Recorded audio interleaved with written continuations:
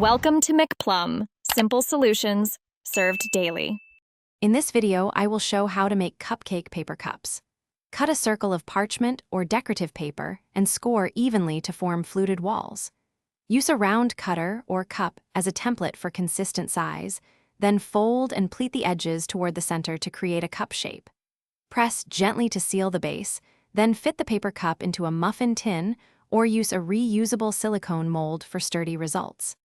Start by tracing a circle and cutting it precisely for uniform cups. Score radial lines from the edge toward the center at regular intervals to make pleats fold easily. Fold each scored line inward, keeping pleats equal so the cup sits flat. After pleating, press the base gently to secure the shape. If you want sturdier cups, reinforce the base with a small disc of cardstock glued underneath before baking. Place the pleated circle into a muffin tin to shape the walls and keep them upright.